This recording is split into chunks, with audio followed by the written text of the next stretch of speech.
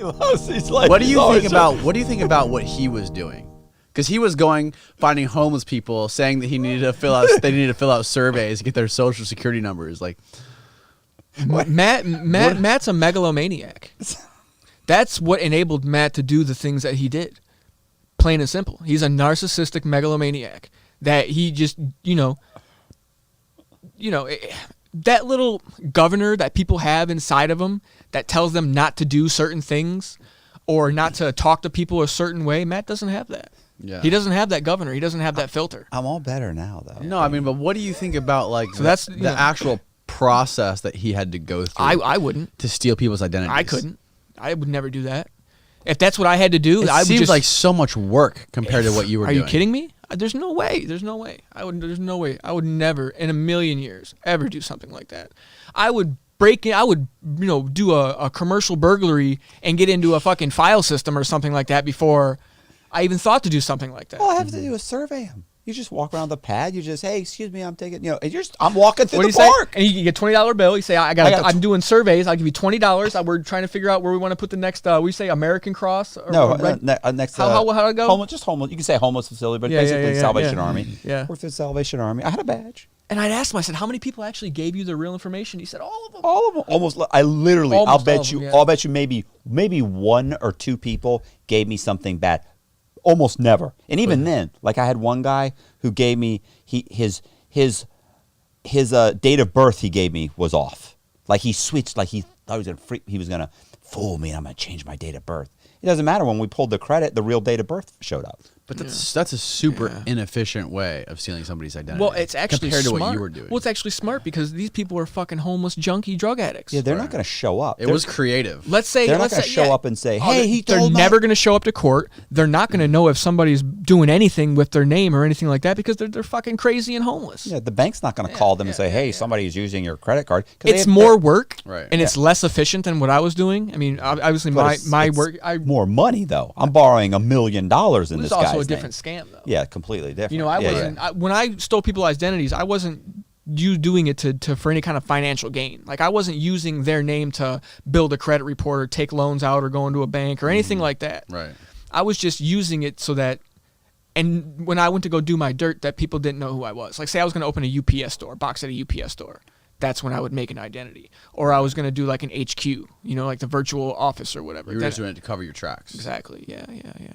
What about eventually? I don't know if you want me to help you along here. Oh, of course, yes. So eventually, you went to Rock Hill. Rock Hill, South Carolina. Yeah, where you get pinched, right? So that fucking backwater hick ass town. I should have never fucking. Where was it? Unbelievable, South man. Carolina. Rock Hill, South Carolina. Yes, sir. Kakalaki. Yes, sir. Them fucking rednecks. Why were you there? Unbelievable. The girl I was with at the time, that's where she was from. She's from South Carolina. Her family's from there. And a little Southern belle. Yeah. And for whatever reason, we decided to leave Florida and take my son and go to South Carolina. I'm like, listen, I can do what I do anywhere. Right. You know what I mean? So, we get up there, and that was the nail in the coffin. Really? That was the nail in the coffin. That's what sent me to prison, was eventually my decision, yeah. That was it. So how did that play out? Right. So when I send out packages, I just go into a UPS store, and because I pre-print my labels, so I just go into a UPS store and I hand it to them and give them $5, and they scan it and they send it in the outgoing mail and it goes out. Which is cool because in South Florida there's 10,000 fucking UPS stores. I mean, you literally put in your GPS and you get all day long. Yeah, they're everywhere. So I never have to go to the same one twice, and I could do this for months and months and months and keep rotating. Well, where I was, there was 2 UPS stores, and that was it. So I had to go to the same UPS store to send out my packages when I was sending them out. The same UPS store. So eventually the old man that was running the UPS store, I didn't know at this time that they're all franchises. I mean, I know that. I knew that. I didn't know that. So the old man that worked at the UPS store was the owner of the UPS store. And I was going there, 3-4 times a week, sending shit out. And they're going all over the world. My shit's going to, Europe, South America. The documentary chick? Right, yeah. So pretty much the old man was just a nosy old fuck. You couldn't, you know what I mean? So I dropped the package off one day and he opened it and went through it. and seen what I was sending out, and then he called the Postmaster General, and then the Postmaster General contacted the Secret Service. He also, keep in mind, he's walking in all tattooed up. This is a little town. Oh, you had the tattoos. Yeah. Yeah, this is a little town in South Carolina. He thought he was sipping drugs. Driving a nice Cadillac and shit. Yeah. He thought he's sipping drugs. Anyways, this fucking crazy old dude who worked at a UPS store. Yeah, he cut open your package, found your credit card. Yeah, he contacted the Postmaster General. Postmaster General contacted the Secret Service. And then I got an email one day telling me I had a package waiting on me, which I did, actually. I had stuff coming in and out. And I get there, and I walk up to the counter, and I'll give the old man points for this one. I'll give the old fucking bastard points for this one, because I couldn't tell. Mm-hmm. He was not even shook. Really? He played it cool as motherfucking cucumber. When I went up there, I signed for my package. It was just like normal. It was like an everyday, transaction with him. And I'm pretty good. Like, I pick up on subtle things like that. I can tell if somebody's nervous. I can tell if something isn't right. Yeah. You know what I mean? Especially when I deal with somebody on a regular basis. But no, he played it cool. I'm going to walk out the door, and the door swings open, and I didn't see the dude's face. I just seen a badge, because he had it on his belt. They were in, like, plain clothes, and he had a badge on his belt, and that's what I seen. And then I went to go walk out the door, and the other dude blocked the door, and I was like, fuck. And that's when it all just came. That's when it just came flooding. Like, my stomach fucking dropped. Like, my armpits just started, like, turned on the faucets. You know what I mean? Like, the fucking nerves just started going crazy. And they were like, Ryan Pearson. And I was like, yeah. And he said, what did he say? He said, we need to talk to you about what you've been sending out of here. And I tried to play stupid at first, but he said Ryan Pearson, so I was like, okay, well, obviously he doesn't know who the fuck I am. And I tried to play it stupid at first, and I was like, what do you mean? He's like, he gave me that look, and I was like, all right. He's like, well, why don't you come in the back? He's like, come in the back, because there were people coming in and out of the store, and she's like, why don't you come in the back and talk to us real quick? So I sat down. He's like, they're like, so what have you been sending out of here? Because he's like, we have your package you sent out of here. We know what you've been sending out of here. And then that's when literally the movie Blow flashed in my head. And I remember when he was sitting, and you've seen the movie Blow, obviously, when he's sitting in the room, and he knew it was a setup at that time. He's like, he knew it. And he just sat back in his chair. And he was like, all right, fuck it. Let's do it. And that's what I said. I was like, all right, fuck it. Let's do it. He's like, what's your name? I was like, John Boseak. And then he's like, what you been sending out of here? I was like, credit cards. And he's like, all right. And then he's like, I had to explain to him what I had been doing. And of course I minimized every fucking thing. You know what I mean? I minimized the shit out of that situation. I was like, okay, in my mind, I was like, what do they have? Mm-hmm. You know what I mean? What do they really have? Right. 500 cards? Okay. That's what they have. So I gave them, I gave them what I kind of felt like I already knew they thought they knew that I didn't know that they knew, if that makes any sense. Mm-hmm. You know what I mean? Like, I was trying to be slick with it. And so I just told them, I fed them what I thought they were like, okay, they know I've been making cards, so I'm going to tell them I've been making cards. I'm not going to fucking tell them how long I've been doing it, right, or how much how many cards I've been doing it. Obviously, I'm not going to just be like, okay, here it is, I've been doing everything, and I'm not going to tell on myself. So I gave them enough that I felt like satisfied them. So I agreed to, he gets on the phone with his supervisor. He's on the phone, on and off. He's got BlackBerry. He's sending email. He's making phone calls. I'm like, what year is it now? 2009. Okay. And BlackBerry. Yeah, he's in the BlackBerry. Crackberry. Yeah, those Blackberries. Well, all the feds use Blackberries. Yeah. I think they still use them. iPhones. Oh, do they? They're all iPhones now. But yeah, they used the Blackberries back in the day. So, what was I saying? Oh yeah, I agreed to let them come to my home and search and seize all my equipment.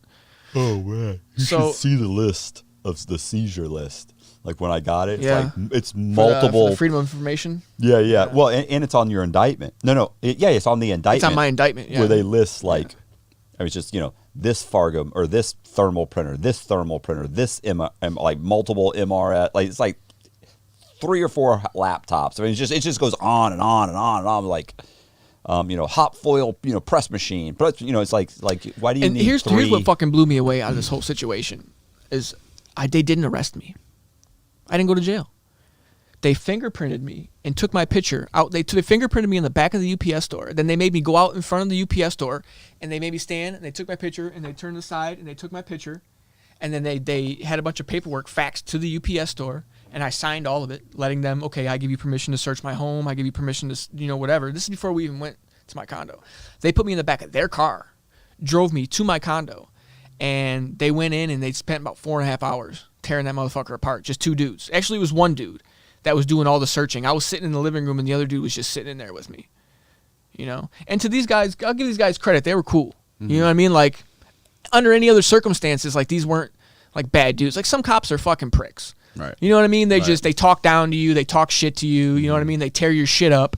You know what I mean? These motherfuckers were kind of cool. You know what I mean? They were in my closet. I had like 300 pairs of sneakers or something like that. And the dude was like, he kept coming out there. He's like, dude, I really like your fucking. He's like, we were talking about like Jordans, and she was talking to me about my sneaker collection while this other asshole was in there fucking tearing up and going through all my computers and shit. And then, so yeah, they searched my whole place. They confiscated anything with a removable storage. I think they say anything with removable storage. They took it. So any hard drive, any cell phone. Laptops, they took. I had a safe in the bedroom. Oh, yeah. I had my safe in the bedroom with a bunch of money in it, fucking ammunition, fucking. I had like 1,000 cards or something like that printed. Because what I would do is I would get ahead of myself. Like if I wasn't busy, I would just be bored. I would just print and make 1,000 cards, just in case you got a new blanks, order. Right? Just to stick them in the safe, and then if I needed to, I would go ahead and boss them and code them, and just streamline the whole process. Right.